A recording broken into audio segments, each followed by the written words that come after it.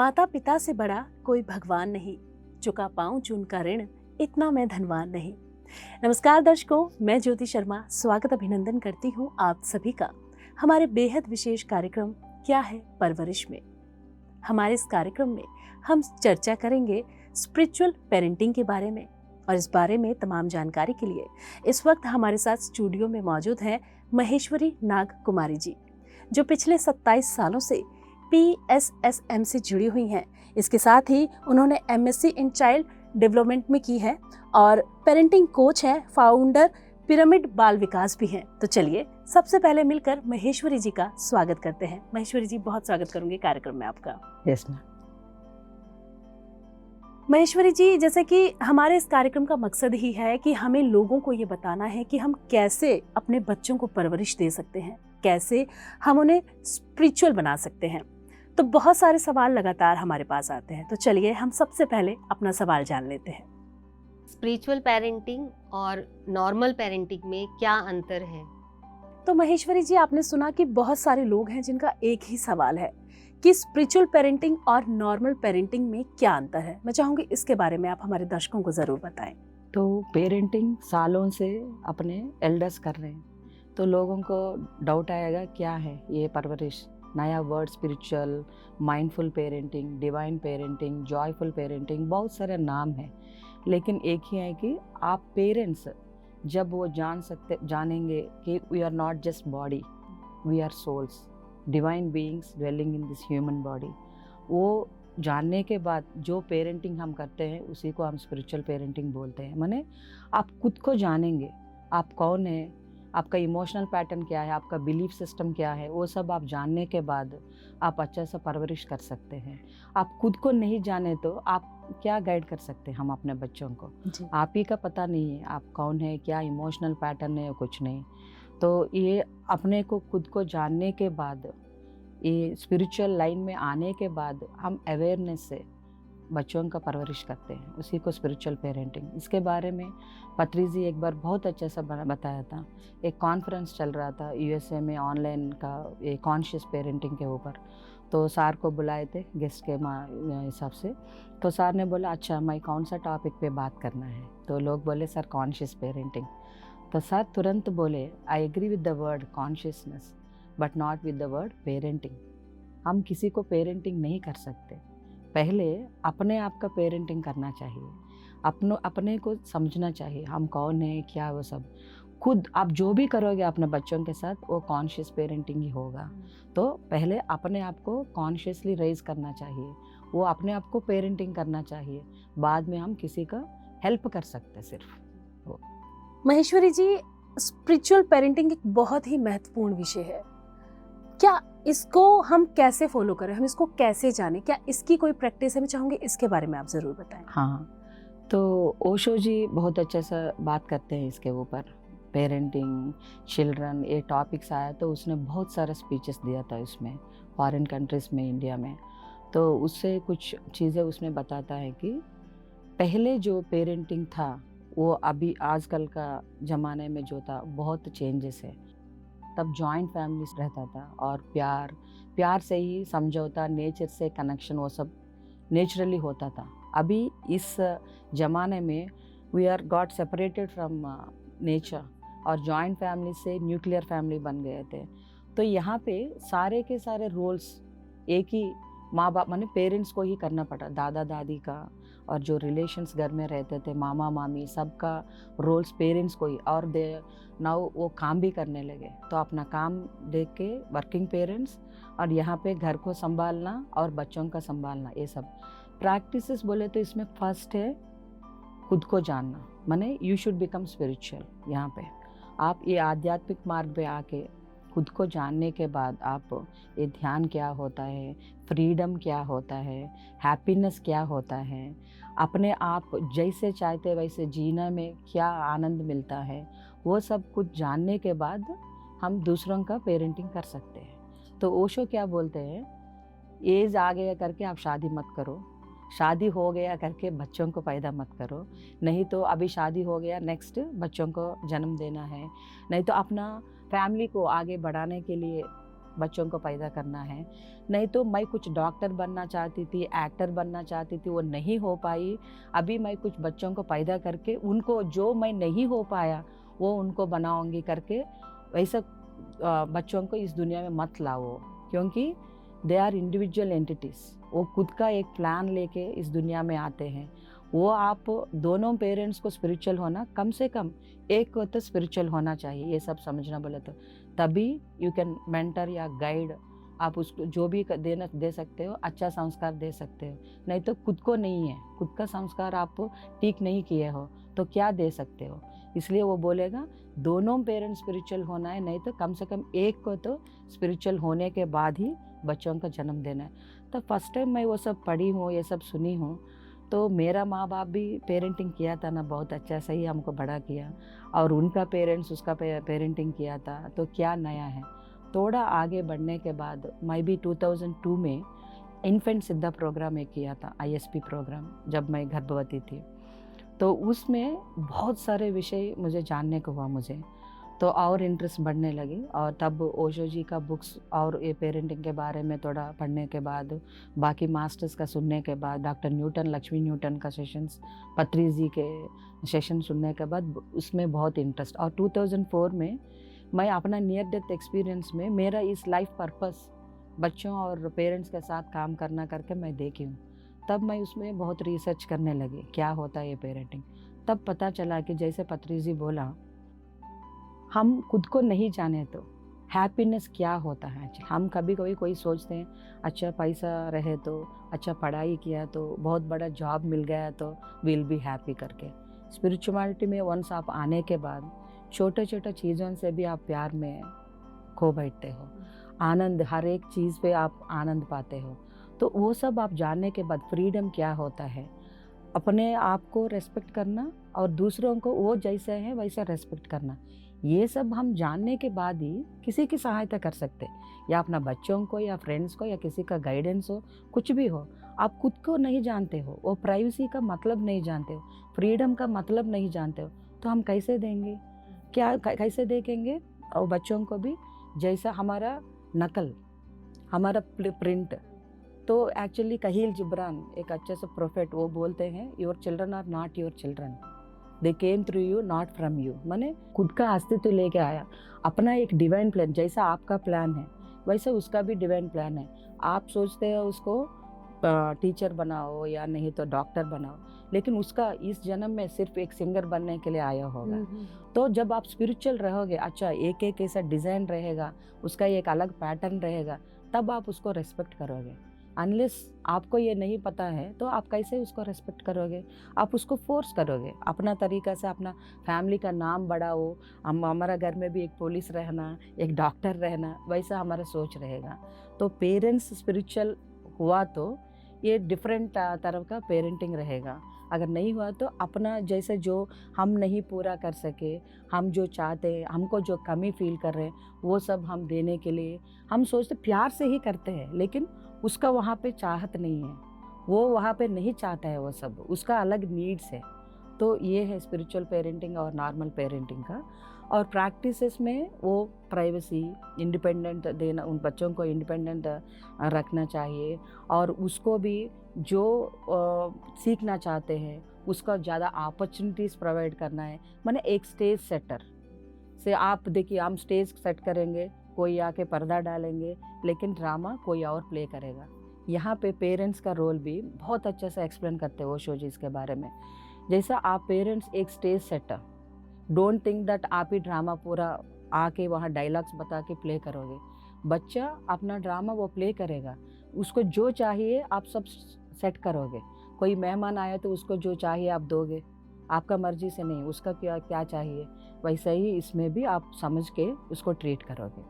एक बहुत बड़ा सवाल ये आता है कि हम अपनी तरफ से पूरी कोशिश कर रहे हैं कि हम अपने बच्चे की स्पिरिचुअल पेरेंटिंग करें, लेकिन क्या ज़रूरी है कि बच्चा वो चीज़ फॉलो करे, या वो फॉलो करने के बाद वो उसी पाथ पर जाए?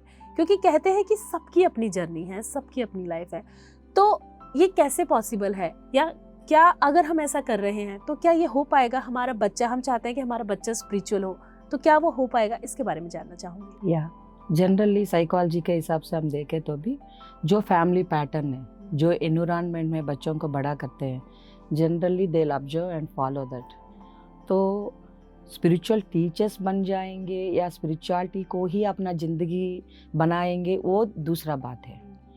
They will grow spiritually in that spiritual environment, they will understand what is life. तो तब उसका संस्कार बढ़ जाएगा, दूसरों को समझना है, उसका रेस्पेक्ट करना है, उसका फीलिंग्स को भी मानना है, वो सब। तो उस संस्कारों से वो कहीं पे भी जाएगा, जॉब सेक्टर में जाएगा, कहीं पे भी वो संस्कार तो कंटिन्यू होगा उसके साथ। और वो बात वो बुद्ध बन जाएगा या जीसस बन जाएगा, वहाँ पे आप बोला जैसे डेफिनेटली उसका लाइफ चॉइस है, वो किस लाइन में जाना चाहते हैं, लेकिन ये संस्कार तो रह जाएगा उसके साथ। जी, इसके साथ ही एक सबसे बड़ी बात ये भी आती है कि हम लगातार कोशिश कर रहे हैं कि हम अपने बच्चे को सिखाएं, अपने बच्चे को कुछ अच्छा सिखाएं, कुछ उसे समझाएं, लेकिन हमारे पास वक्त नहीं है।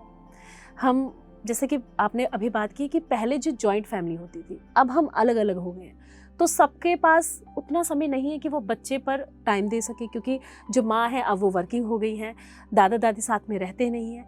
तो ऐसी परिस्थिति में हम कैसे अपने बच्चे को स्पिरिचुअल बना सकते हैं? तो हर एक चीज़ के लिए एक दूसरा तरीका भी है।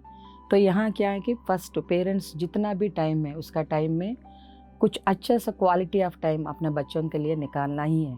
वर्किंग पेरेंट्स है, उसके पास सैटरडे संडे रहता है, छुट्टी रहता है, दिन में भी अपना टाइम अच्छा सा प्लान करे तो बच्चों को जितना क्वालिटी टाइम दिया तो बस है।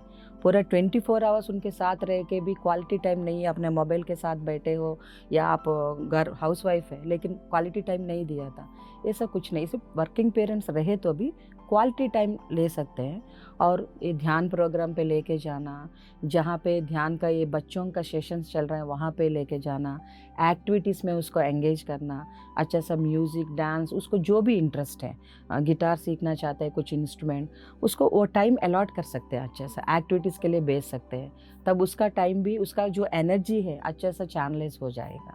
जी महेश्वरी जी, इसके साथ ही अगर बात की जाए, क्या स्पिरिचुअल पेरेंटिंग में अफर्मेशंस भी कुछ उनका रोल्स है? मैं चाहूँगी इसके बारे में आप बताएं। तो affirmation will work for anybody actually. ये पेरेंटिंग में भी बच्चों का अगर कुछ इमोशनल पैटर्न या हैबिट्स कुछ चेंज करना है तो वी कैन यूज़ अफर्मेशंस, उसको स्लीप टॉक भी बोलते हैं। तो उसमें क्या है कि बच्चा जब सोता है तो उसको वहाँ पे 21 डेज से लेके 41 डेज तक कुछ नया हैबिट डालना है, नहीं तो पुराना हैबिट को चेंज करना है। दोनों के लिए ये यूज़ कर सकते हैं। तो एफर्मेशंस अच्छा कोटेशंस लिख के हम घर पे लिख के पेस्ट कर सकते हैं। और स्लीप टॉक में consciously you can talk to your child. जब वो सो रहा था, माने you train the subconscious mind of your child, तो वहाँ पे आप फीड करोगे जो अच्छा संस्कार आप चाहते हो।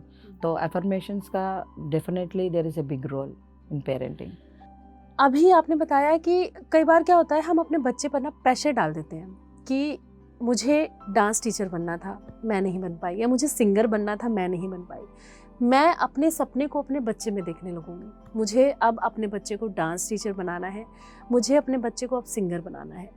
मैं चाहती हूँ मेरा बच्चा वो सब करे जो मैं करना चाहती थी। तो ये कहीं ना कहीं हम अपने बच्चे के साथ गलत कर रहे हैं, इसके बारे में जानना चाहूँगी। ज़रूर ये गलती है मैम। आप देखिए, अभी आप एंकरिंग करना चाहते हैं लेकिन आपका घर में आपको forcefully they want to make you a doctor, वो आपको इंटरेस्ट ही नहीं, वो दवाइयों में, वो चिकित्सा, उसमें आपको कुछ भी आपको इंटरेस्ट नहीं है, तो आप अच्छा फील करोगे? नहीं, बिल्कुल नहीं, बिल्कुल नहीं।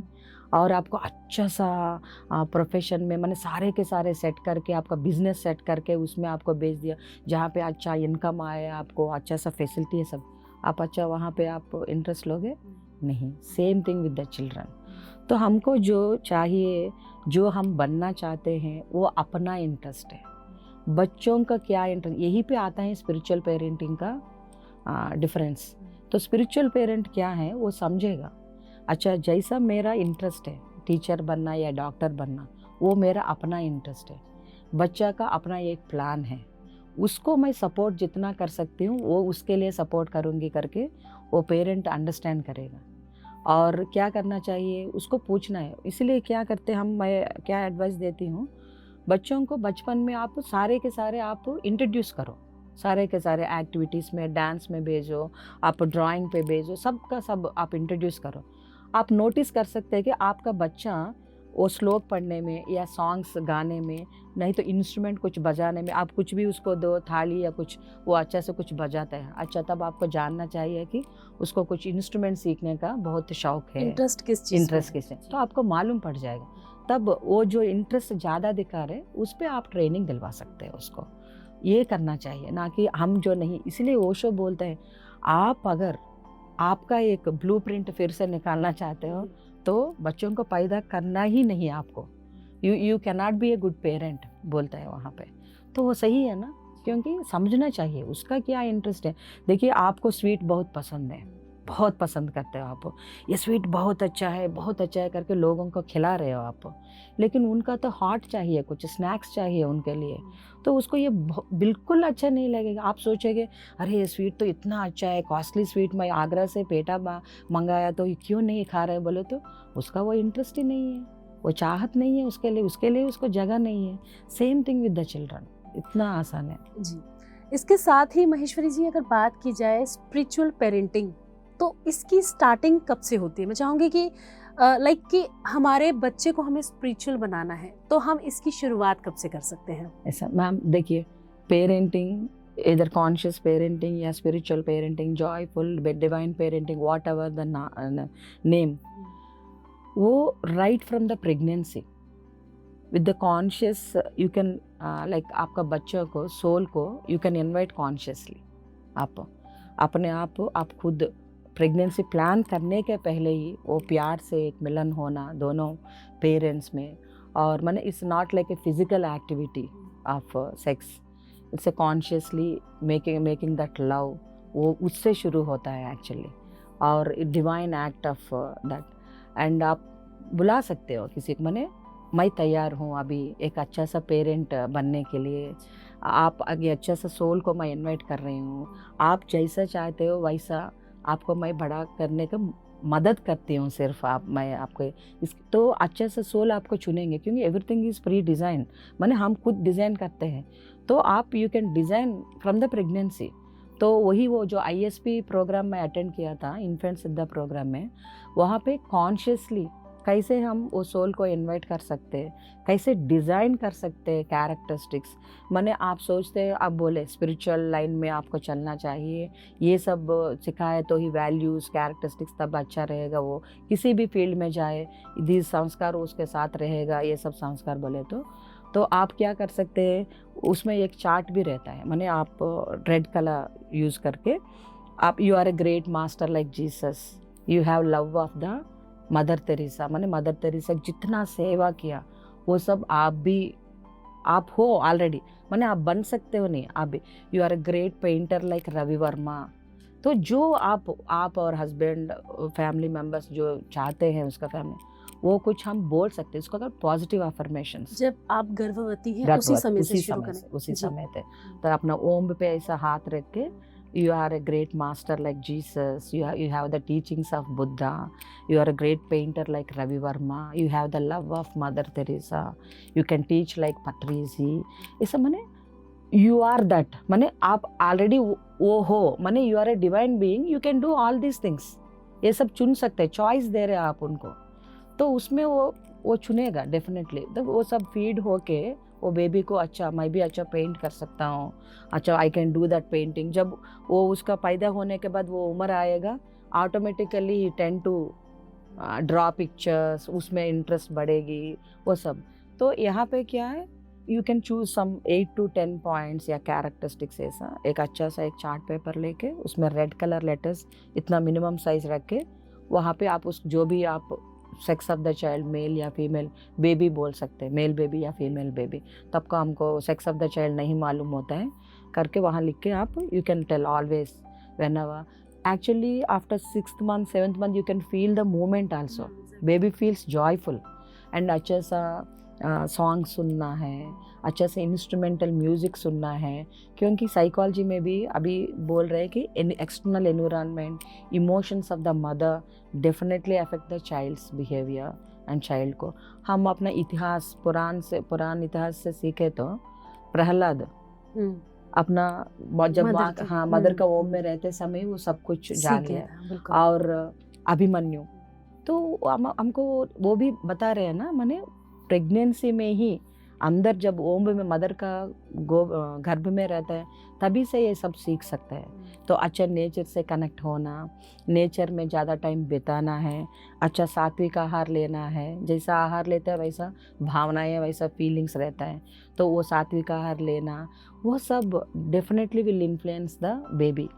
महेश्वरी जी, जैसा कि आपने कहा कि जब हम गर्भवती हैं तभी से हमें अपने बच्चे से बात करना शुरू करना है, तो इसमें और क्या क्या हम अपने बच्चे के साथ बात कर सकते हैं, या कैसे हम उसकी शुरुआत या संस्कार कहें कि हम बच्चे को संस्कार दे सकते हैं गर्भ में ही, मैं चाहूँगी इसके बारे में आप बताएं। तो आपको जैसे हम पहले बात किया था, अच्छा सा म्यूज़िक सुनना है, इंस्ट्रूमेंटल म्यूज़िक, लाउड नॉइज़ नहीं, रैप म्यूज़िक ऐसे वो सुन सकते हैं आपका आनंद के लिए, लेकिन ज़्यादा से ज़्यादा जो वो अपना बच्चों के इमोशंस को सूद करेगा, वो जब पैदा होने के बाद भी ये जो सेम म्यूज़िक आप प्ले करें तो he will respond, he or she will respond and they will feel happy, उसका वो राइट ब्रेन एक्टिव रहेगा। तो उसके लिए क्या है, आपको इंस्ट्रूमेंट एक एक इंस्ट्रूमेंट आप शुरू करना है, माने एक दिन फ्लूट हो, एक दिन ये, ऐसा नहीं, कंफ्यूज नहीं करने का। एक हफ्ते के लिए completely you have to take flute, अगर अच्छा से एक हाथ डाल के अभी हम फ्लूट सुन रहे हैं करके हर दिन यू कैन प्ले। आप सो रहे हो, कुछ काम कर रहे हो, ऑफिस में हो, जस्ट बाजू में अच्छा सा flute music you can play. और एक हफ्ते होने के बाद अभी हम तबला सुन रहे हैं करके इंस्ट्रूमेंट आप चेंज करोगे। ऐसे एक एक हफ्ते में एक एक इंस्ट्रूमेंट आप इंट्रोड्यूस कर सकते हो और फिर बाद में उसको रिपीट कर सकते हो, तो कि बच्चे के ब्रेन में वो फीड हो जाता है। अच्छा तबला बोले तो ये साउंड, इसका नाद ऐसा रहेगा, सितार बोले तो ऐसा रहेगा, and he will feel happy with that music because they all the sounds are from nature, तो वो कनेक्टेड रहेगा उससे। और कम्युनिकेशन के बारे में आप बात कर रहे हैं, तो यहाँ पे क्या, जैसे हम कोई बड़े बच्चा रहे तो घर में कोई मेहमान आया, कोई आया, तो कैसे इंट्रोड्यूस करोगे आप, प्रेगनेंसी में ही आप गर्भवती दशा में ही वो सब कर सकते हैं। अच्छा अभी आपका फादर आया, आपका अभी आपको जो टच किया था आपका फादर है, अच्छा। तो अब फादर भी ऐसा टच करके ही कैन टॉक टू अपना बच्चों के साथ वो बात कर सकते हैं। अभी मैं ऑफिस आके आया, इस टाइम इतना इतना आप क्या कर रहे हो, ऐसा करके सब कुछ जैसे हम पैदा हुआ बच्चों से जो जिसको लिंग्विस्टिक एबिलिटी डेवलप हो गई उससे जैसे कम्युनिकेट करते हैं वैसे ही हम कम्युनिकेट कर सकते हैं। You can introduce all the characters of the family. देखो हमारे घर में दादा रहते हैं, दादी रहती है, मौसी रहती है, ऐसे सब तक कि बच्चा जब पैदा हो जाता है तो सब लोगों को देख के क्या मैं कहाँ से अजीब सा आ गया या क्या दुनिया में, आप पहले ही बोल चुके हो उसको, दादा रहते दादा। अच्छा वो सारे कैरेक्टर्स को जब देखता है उसको क्या ये सब को उसको मैं जानता हूँ पहले से, जान के ही मैं आया करके ही विल वेलकम, मन वो वेलकम जो फैमिली मेम्बर्स करते हैं he will be in A position, अच्छा रिसीव करेगा बच्चा भी, अच्छा रेस्पॉन्ड होगा वो भी। तो वो सब भी उसको बताते। नहीं तो आप चेकअप के लिए बाहर जा रहे हो डॉक्टर के पास तो बोल सकते हैं मम्मा अभी आज चेकअप के लिए बाहर जा रही है, तो ज़्यादा साउंड्स हो सकता है व्हीकल्स का, सडन एक हॉर्न हुआ तो आप बोल सकते हैं ये बस का हॉर्न है, नहीं तो लॉरी का हॉर्न है, तो बच्चा विल फिर अच्छा बस का हॉर्न है इसलिए ज़्यादा ऐसा साउंड। जब वो पैदा हो जाएगा आप बाहर ले जा रहे हो तो सारे साउंड्स में कुछ बच्चों को हम देखते हैं छोटे छोटे साउंड्स पे वो रोना, कहीं पे पार्टी में गया तो डिस्टर्ब हो जाते, बहुत रोते हैं उस दिन। वो सब के लिए प्रिपरेशन है अभी से।